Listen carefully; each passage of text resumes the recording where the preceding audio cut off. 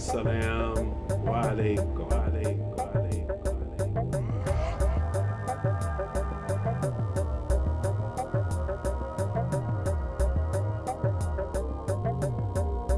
As-Salamu Alaikum. As-Salamu Alaikum. Welcome to another evening of learning Islam with Masjid As-Sabur, Sacramento. My name is Haazim Rashed. I am the Imam of Masjid As-Sabur, Sacramento at 4926 15th Avenue near the corner of 15th and Stockton. This evening we're going to be talking about wealth and disparity and despair. So before we begin though, I always want to greet you with the greetings of all of the prophets from Abraham to Muhammad, the greetings of peace. As-Salamu Alaikum, may God's peace be with you. We always begin Bismillahir-Rahmanir-Rahim with the name of God, most gracious, most merciful. Ashhadu an la ilaha illallah wahdahu la sharika lahu. I openly bear witness that there is no God but the one God. Wa ashhadu anna Muhammadan abduhu wa rasuluhu. And I openly bear witness that Muhammad, to whom the Quran is revealed, is his slave servant and apostle. Dear brothers and sisters, we live in some trying times. And the reason that we want to talk a little bit about wealth is part of the issues going on today deal with the disparities of wealth in our society. And I wanted to cite an example that is both in the Bible as well as in our Holy Quran about how that played out thousands of years ago in the selection of a king for the Israeli people. And we'd like to begin with a reading from the second chapter, Surah Al-Baqarah, or the cow, and we're reading from verses 247 and 248. A'udhu billahi minash shaitanir rajim. I seek refuge with God from the rejected enemy. Bismillahir-Rahmanir-Rahim, with the name of God, most gracious, most merciful. Their prophet said unto them, Lo, Allah hath raised up Saul to be a king for you. They said, How can he have kingdom over us when we are more deserving of the kingdom than he is, since he hath not been given wealth enough? The prophet said, Lo, God hath chosen him above you and hath increased him abundantly in wisdom and stature. God bestoweth his sovereignty on whom he will. God is all-embracing, all-knowing.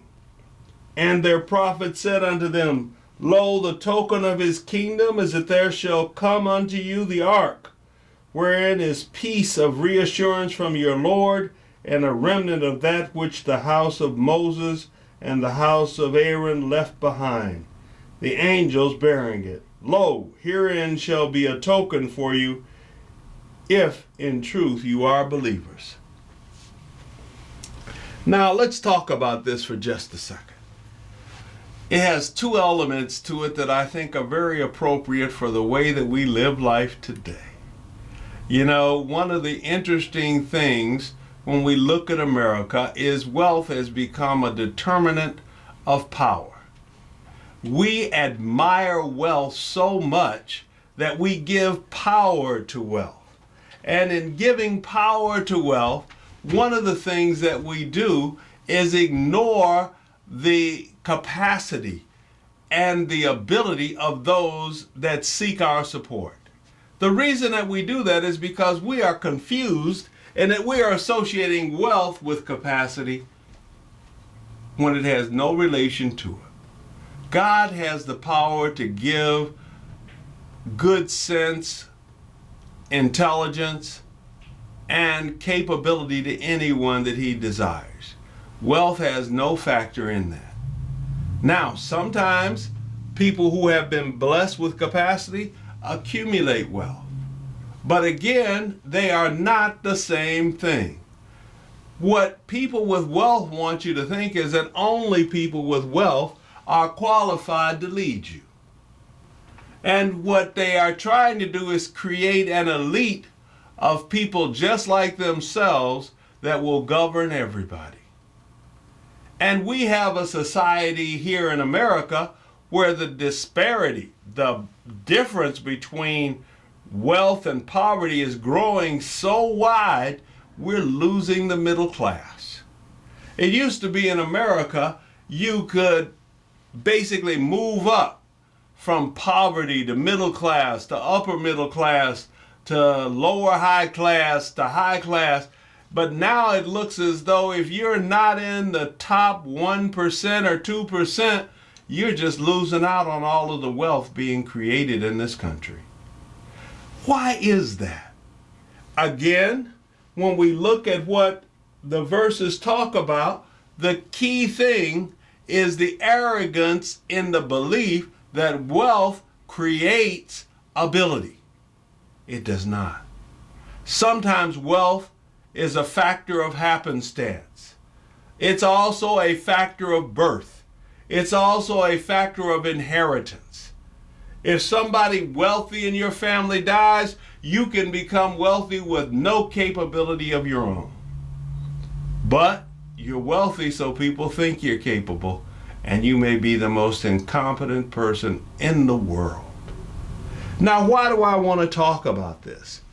Because in confusing wealth with capacity, we demean ourselves. What do I mean by that? Well, people of color, people from a lower economic background are oftentimes looked down upon as being incompetent. And sometimes it's not that they are incompetent, it's sometimes that the system is structured against them. When they analyzed the economic structure of the police system in Ferguson, it was designed to oppress poor people. People were given tickets that they couldn't pay, then fined even more that they couldn't pay, and then ended up being in debt to the county for hundreds of dollars for tickets that basically were $10 or $20 tickets. And it was a systematic way of raising money for the government that they utilized on a regular basis. It didn't work with people who had a little bit more wealth or who were from a different ethnic background. It was used basically to keep poor people poor. The other way that we see it being manifested is in how our court system works. Many times in our court system, you will find people who are subject to garnishment. They have a judgment against them. As a matter of fact, they have a claim against them, never go to court. The court then creates a judgment.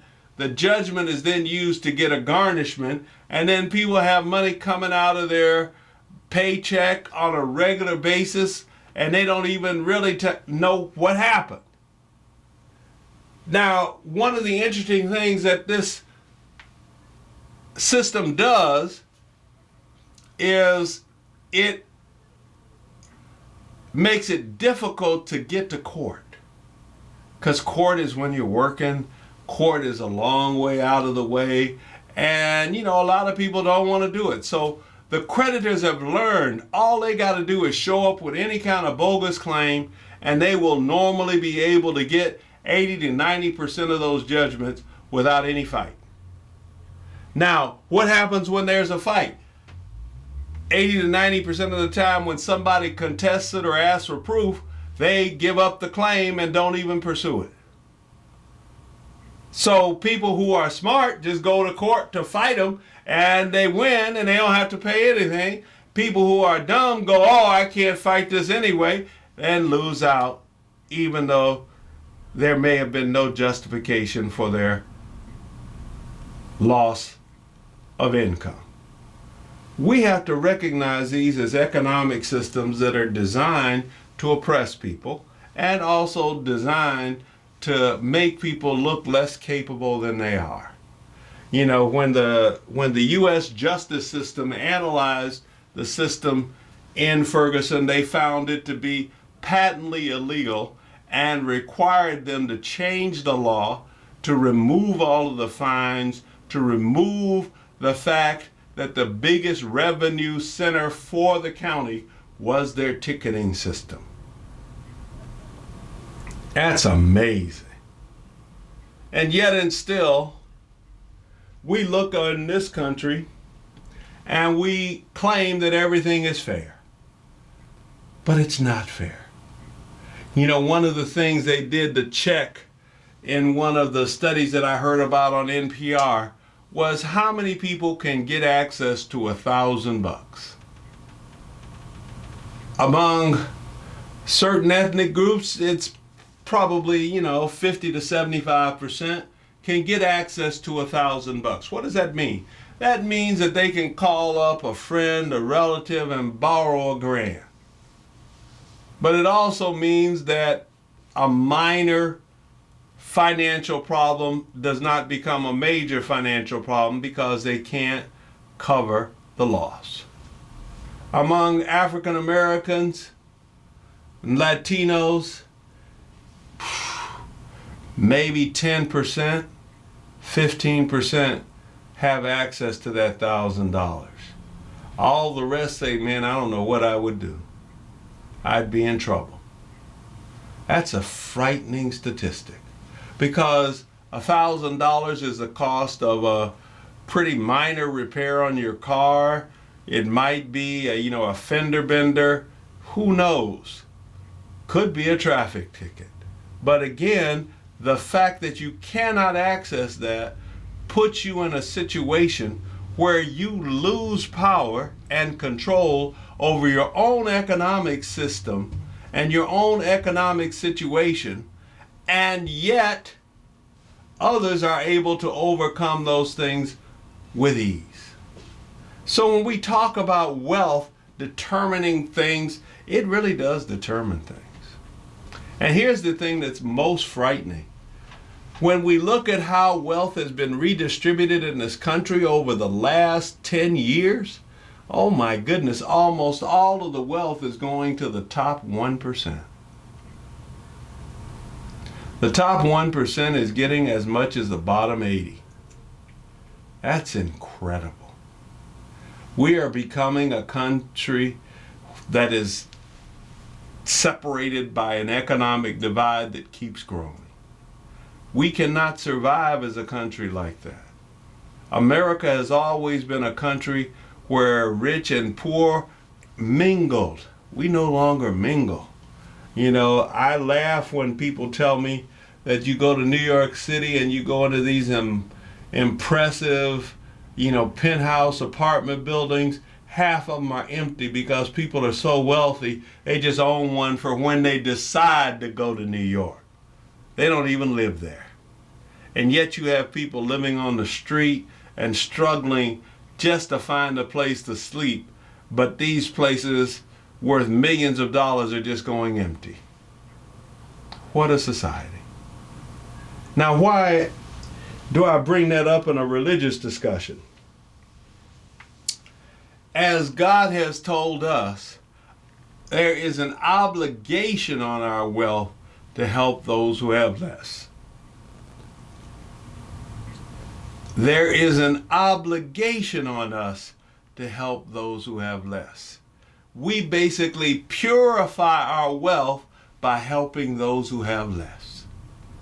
That is the principle of what we call zakat, or charity. And yet, in this society, that principle is not followed. When the wealthy give away something, they're getting a tax benefit that's even bigger than the wealth they gave away, so they didn't give away a thing. It actually turned out to be good for them. But we, especially those of us who are more needy, are left out in the cold. No place to live, no food to eat, no way to survive, because the whole society has decided that we are not worth it. Again, on the basis of wealth. That inability to get $1,000 can send you down a wormhole into poverty. And we don't even have a way to address it. This is America. This is a country where during the Great Depression, we made sure everybody ate. During the Great Depression, we made sure everybody had some work to do, even if they didn't get paid much. But now today, it's like, just go die. Go into a ditch and die. What's wrong with our country? I don't say it to any other country because no other country has the wealth that is available in this country. If you look around the world, America has some of the lowest tax rates of any country in the world. And so many tax breaks that people aren't even paying that marginal rate. But this is America. We have decided that wealth is the major determinant of the capacity to move forward. Remember when schools, colleges, community colleges used to be free? Man, if you can't go $20,000 into debt, you can't go to a UC system. $20,000 a year, $80,000 when you finish. Oh my goodness, how many people can afford that? But yet and still we say this is the land of opportunity. Not for those who don't have the capacity to pay a $50 ticket or a $1,000 repair. Their opportunity is being eaten up by their inability to take care of small needs. We need to recognize that God has put us in a position where we need to look at how we can share wealth and do good for others. That is the injunction that God has given to us as Muslims. That is the injunction that God has given to Christians. That is the injunction that God has given to Jews. That is the injunction that God has given to mankind. And yet, selfishness reigns supreme, and we're arrogant about it. We need to become humble and thankful for what we have and recognize that in what we have, there is an obligation to help those who have less. When we begin to do that, our whole society will begin to improve. In the religion of Al-Islam, the term charity or zakat is actually a word that means growth or development. The more you give away, the more you inspire growth around you, growth in the society, growth in the well-being of people. We have forgotten that. We think that the only way we get any growth is by taking care of ourselves. Well, remember one thing. If God decides not to take care of you, is there anything you can buy to replace His blessing? I laugh because people say, well, you know, I can get the best doctors. Remember, you lose your eyesight, they can't replace it. You want to try and replace your heart, you're going to die before you get it. Your livers, your kidneys, all of these things that God puts in you at birth that work wonderfully. If they break, it's only through God's grace that you will survive. I don't care how good your doctors are. I don't care how much money you got. There's certain things you just cannot buy. And so we need to be cognizant. We need to be aware of that. And we need to take it into our religious understanding. Because economic fairness is one of the things that our religious understanding encourages in all of us. And as we talk about how we're going to make a better world, we make a better world by being better people. How do we be better people? We help those who need help. And we are generous. Remember, on the day of judgment, we're going to be asking God to be generous with us and give us mercy. If you have not demonstrated generosity and mercy through your life, how can you expect God to give you mercy and generosity when you pass on? Kind of hypocritical, isn't it? So we say, strive together as in a race towards all that is good. God knows well whatever it is that you do. As we religious communities strive together as in a race, let us race to improve the economic health of our poor brothers and sisters. I know this isn't a typical religious message, but it is a religious message because God has taught us as Muslims that we have a responsibility to those who have less. God has taught us as Muslims that we are accountable for what we do for those who are less fortunate than we are. And we can't be arrogant about it. So as I speak to the Muslims, I hope the same message applies to the Christians and the Jews. We can't be arrogant about our wealth. We need to share it and be thankful for it. So I'd like to close by very simply repeating, do unto others as you would have them do unto you. If some crazy misfortune befell you and you lost everything that you have, would you want people to be merciful to you? Would you want people to treat you well and to help you? If you would want that for yourself, why aren't you offering that to others now? And you know, today we like to blame people. We like to say, oh, they're on drugs, they're on alcohol, la la la la la. This is a world that feeds on addictions. It's made a lot of people wealthy. Cigarettes, alcohol, drugs, both legal and illegal. That's a lot of people's source of wealth. Don't we have a responsibility for what those things that we sell create and the people that use them? Shouldn't we be trying to figure out ways to eliminate those bad behaviors and bad actions? I'm just asking a question. I have no power to force anybody to do anything. But if we don't ask the questions and begin to ask those that do have the power how we can affect a change, I'm not comfortable with my soul. So I'd like to close as I open by reminding everybody we're at Masjid As-Sabur, Sacramento. We have Jummah prayer every Friday at 1:30 p.m. We are dedicated to trying to help people who have less than us. So every fourth Sunday, we go to Loaves and Fishes and serve meals. You don't have to be a Muslim to join us. You don't have to come on the fourth Sunday, but Loaves and Fishes is always looking for volunteers. Please go and help somebody. You know, many times we don't realize that we are not unique. I always am impressed by looking in the line and seeing somebody who looks just like me, but I'm serving and they're being served.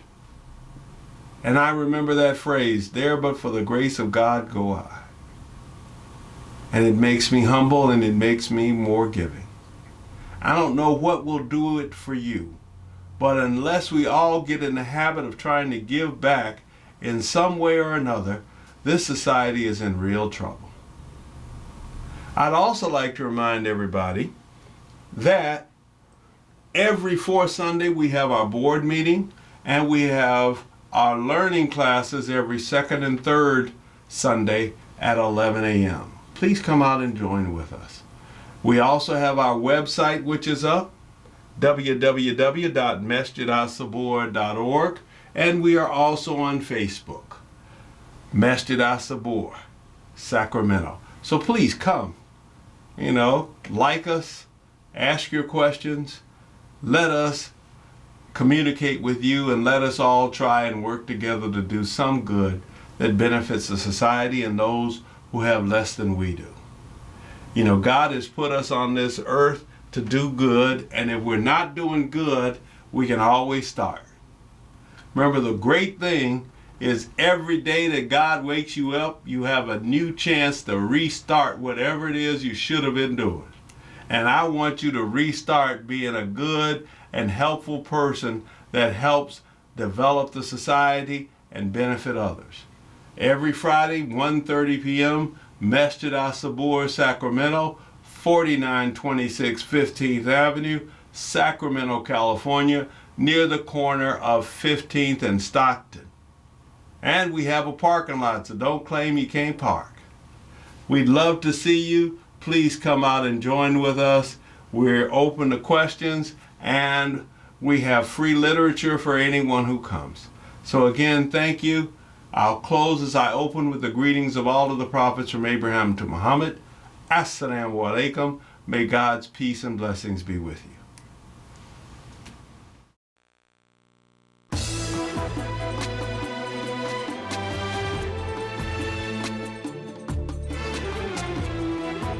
Assalamu alaikum. I want to remind everyone, Masjid As-Sabur, 4926 15th Avenue. Our new masjid is gorgeous. We just finished planting over 100 plants in front of the masjid. We just got through cleaning up the kitchen and getting ready to clean up all of the wudu stations, and we want you to come and join us. Every Friday, 1:30 p.m., Masjid As-Sabur, Sacramento. We are also on the web, www.masjidassabur.org. And we're on Facebook, so please like us. Again, we thank you for your patience and your time. We want to remind you that God truly has a message for you. And we want to remind you that we are here to give you any help that you may need. As God has taught us, He is a merciful God. As long as you come to Him and ask forgiveness, He will forgive you. So no matter where you are in life, there is a hope for change.